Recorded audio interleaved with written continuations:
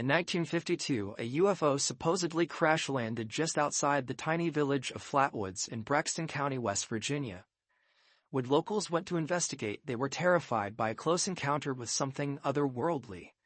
The traumatizing event turned into a media sensation and even attracted the attention of the U.S. Air Force's infamous Project Blue Book.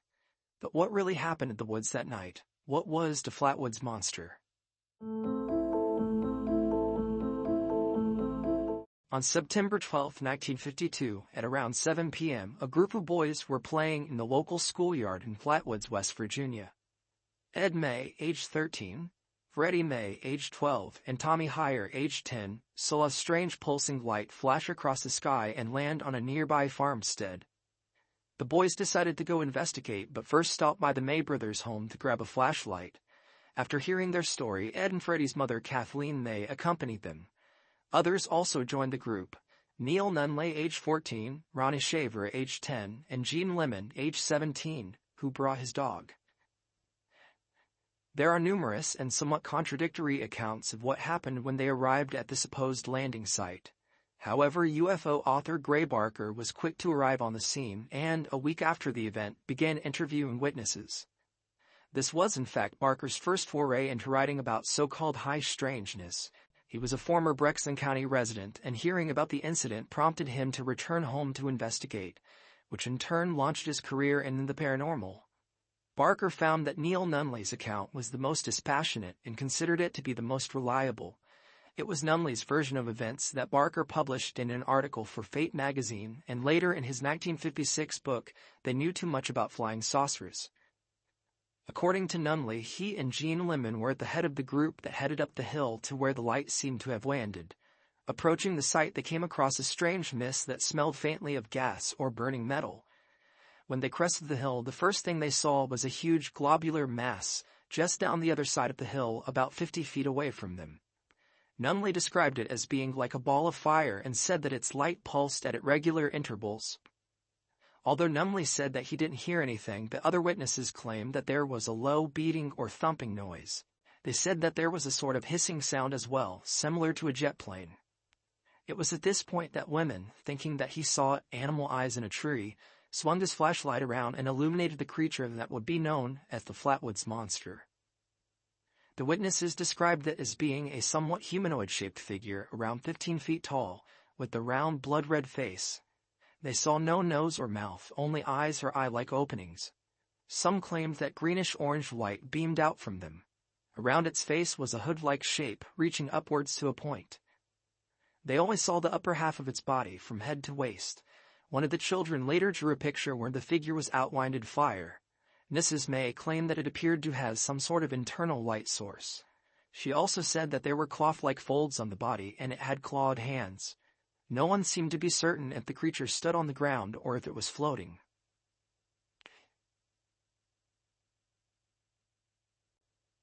They only got to look at the creature for a brief moment before it moved toward them, making a hissing noise. While some of the witnesses described the thing's movement as bobbing up and down as if jumping at them, Nunley was adamant that this was not so. He said that it moved in an arc, moving towards them but circling at the same time. Quote, "It just moved, it didn't walk, it moved evenly, it didn't jump." The group fled in terror, no doubt regretting their curiosity.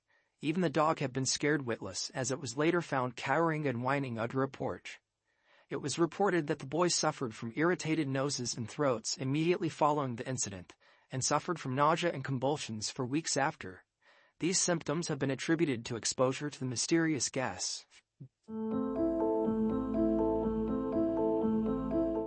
News travels surprisingly fast at a small town, so it was only around half an hour after the incident that A. Lee Stewart, Jr., co-editor of the local newspaper, the Braxton Democrat, arrived. He attempted to interview the witnesses but found most of them too terrified to tell the story coherently. He talked Lemon into taking him to the site, but whatever had been there was gone. There was neither frightening creature nor strange light. The mist had dissipated, but Stewart knew that some gases settle quickly. He bent down to smell at ground level and found that the grass smelled much like the gas had been described, acrid and irritating. He returned to the site the next morning and found what has been described as skid marks, spaced about 10 feet apart. These marks stretch from where the monster had been standing to where the strange globe of light had been resting. Where the globe had been, a large area of grass had been flattened. Other curious Flatwood residents, as well as the sheriff and a deputy, also checked out the area in the following weeks but found nothing. On September 19, 1952, Kathleen May and Stewart flew to New York to film an interview for the CBS television show We the People. On the show, an artist drew a sketch based on May's description but took some dramatic license. The resulting sketch was so outrageous that it caused many to immediately denounce the whole thing as a hoax. Barker, after arriving to investigate, had to wait for Mrs. May to return from New York before he was able to interview her. She claimed that she went back to the hilltop the next day and discovered a strange grease-like substance. She accidentally got some on her clothing and found that no matter what she tried, it would not wash away. She also claimed that government officials had warned her not to give information to anybody. In his 1956 book, They Knew Too Much About Flying Saucers, Barker claimed, quote, "There were only wild rumors of governmental investigation. If the Air Force was interested, their concern was a well-kept secret." Despite Barker's dismissiveness, it turns out there was actual truth to those rumors. Project Blue Book, the U.S. Air Force's now famous series of investigations into UFO reports, ran from 1947 to 1969. The classified documents show that the Air Force did indeed investigate the Flatwoods incident, but dismissed it as a typical meteorite. Barker was the first on-site investigator, but not the only one. He was soon followed by paranormal author Ivan T. Sanderson and ufologist Major Donald F. Kehoe. Kehoe published his findings in his 1953 book Flying Saucers from Outer Space. Sanderson's findings were first published as a typewritten report quoted in the March 6, 1966 issue of Sunday Gazette Nail State magazine, and later in his 1967 book, Uninvited Visitors, a biologist looks at UFOs. The story, of course, made the local news. It was picked up by bigger outlets and became a media sensation. Its popularity should come as no surprise. This and other UFO reports sped into some of Cold War America's greatest fears: science run mad and impending doomsday. Joe Nickell, author and investigator for the Committee of Skeptical Inquiry, visited the site in June of 2000. After a thorough investigation, in which he inspected the site, interviewed witnesses, and examined all available documentation, he arrived at what today is considered the most plausible theory. The first element of the story he took a look at was the supposed UFO itself, although calling it a UFO would be a misnomer since it was fairly quickly identified. According to the locals that Nickell interviewed, it was obvious to most who witnessed its flight across the sky that it was a meteor. The Maryland Academy of Science reported a meteor passing over Baltimore at 7 p.m. on September 12th on a trajectory toward West Virginia. Local newspapers also reported the meteor, stating that it was seen traveling on a relatively horizontal trajectory across the states of Maryland, Pennsylvania, and West Virginia. Kehoe claimed that Air Force intelligence had sent 2 investigators disguised as civilians to Flatwoods. Their investigation determined that the object was a meteor as well. It had merely appeared to be landing when it disappeared over the hill. As mentioned before, declassified Project Blue Book documents would seem to back up this claim.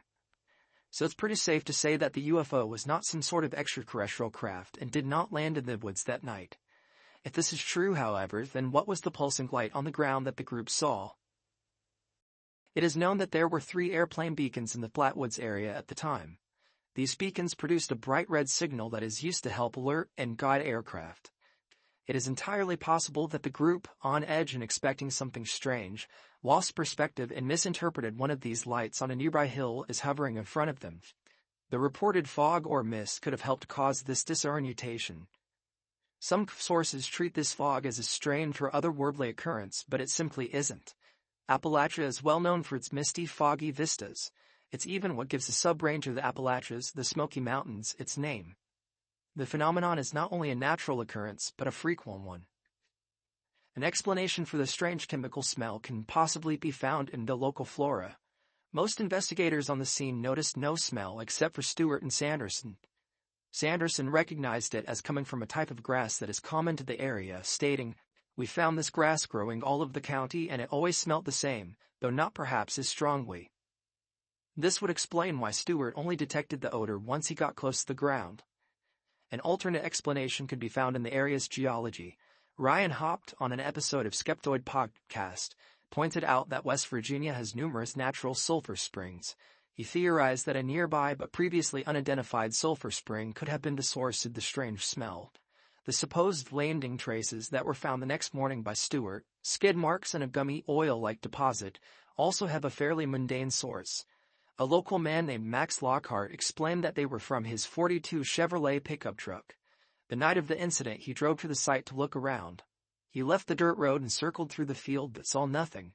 No monster, no landing traces in the grass. Barker has tried to counter this by claiming that Lockhart had not been in the exact spot where their lead traces were found. He entirely dismissed the possibility that the traces were left by a truck, tractor, or other vehicle. However, Barker never actually saw the traces for himself. It had rained in the period between the incident and Barker's arrival a week later. Once he arrived, he found no traces of oil. He reported that he found marks in a huge area of grass trampled down, but came to the conclusion that these were caused by large groups of curiosity seekers that had since visited the location. So it's likely that Barker did not know exactly where the traces were found, and so could not say for certain whether Lockhart's truck had been in the same spot. The most fantastic element of the story is the Flatwoods Monster itself. Investigators are unanimous in the opinion that the monster was not an outright hoax. These people did encounter something that terrified them. But what was it? According to Kehoe, the Air Force investigation concluded that the monster was most likely a large owl perched on a limb. Underbrush beneath the limb probably gave the impression of a large figure, and the witnesses' imaginations filled in the details. Barker reported that the witnesses could only vaguely describe the lower portion of the creature, and most said that they could not see that part at all. This would be consistent with the Air Force's conclusion.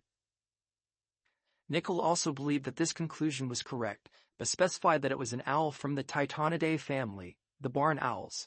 He stated, "Several elements in the witness's description help identify the Flatwoods specifically as Tyto alba, the common barn owl, known almost worldwide." Description of the creature's face, round with two eye-like openings surrounded by a hood-like shape, are consistent with the appearance of an owl. Barn owls have large heads with rounded, heart-shaped faces. Their white faces are surrounded by darker-colored feathers, giving the bird the appearance of wearing a hood. The creature's cry was described as something between a hiss and a high-pitched squeal. This is also consistent with a barn owl, whose cry is described as a long harsh scream that lasts about 2 seconds. When intruders disturb a barn owl's nest, it will make a loud 3 to 4 second hiss. The witnesses have given various descriptions of the creature's movements. Some said that it bobbed up and down as if jumping. Nunley, the calmest witness, however, described it as moving evenly and gliding toward them in an arc, as if circling. This strongly suggests a bird's flight. Mrs. May insisted that the creature had terrible claws, and Sanderson reported that the witnesses described small claw-like hands that they extended in front of it. This would match with the predatory bird trying to intimidate intruders who disturbed its nest. The creature's red coloring could be explained by the fact that female barn owls can be a darker, tawny color. It's also possible that the owl's white face reflected the red light of the nearby airplane beacons, giving the impression of having a bright red face. Nickell posited that this coloration identified the Flatwoods Monster as a female barn owl. He further speculated that it may not have been too late in the year for a female to have been brooding young. That would do much to explain its behavior. Instead of flying away at the first sight of intruders, she stood her ground. When the intruders did not retreat, instead shining a light in her direction, she swooped toward them while hissing to scare them off. Even the location where the event took place backs up the owl theory. The monster appeared near a large oak tree on a partially wooded hilltop that overlooked a nearby farm. As anybody who has lived in rural farmland could attest, it's pretty common to find barn owls in areas like these, nesting in a hollow tree. It would be natural to question why a group of people who presumably grew up in rural farmlands would fail to recognize an owl. The short answer is that they saw something extraordinary because they were expecting something extraordinary. The Roswell incident had happened only 5 years previously, bringing the idea of UFOs and flying saucers into the public eye and making it a part of pop culture like never before. In fact, earlier that very year, Life magazine published an article, "Have We Visitors from Space?" which claimed there was scientific evidence that there is a real case for interplanetary saucers. seeing a light streak across the sky and appear to land, then following it to find a pulsing red light and strange smell, which surely had made them think of flying saucers. So of course, when they encountered a creature in the dark, acting aggressively and making terrifying noises, all their worst suspicions would have been confirmed. They panicked and fled, bringing back with them a tale that would capture the public imagination and create an enduring legend. The incident has become a part of local culture, with many embracing it as a colorful part of their hometown history. In 2017, the nearby town of Sutton opened the Flatwoods Monster Museum, where visitors can learn about the incident and, of course, buy souvenirs. Those who are interested in visiting the museum can go to www.brextonwv.org for more information. The Flatwoods site itself, however, is on private property and is not accessible to the public. Please be respectful and do not trespass. Nickell's investigation seems to have pretty thoroughly explained much of the story of the Flatwoods Monster. This incident, much like the Kelly Hopkinsville encounter, shows that nothing can cause chaos quite like an upset owl.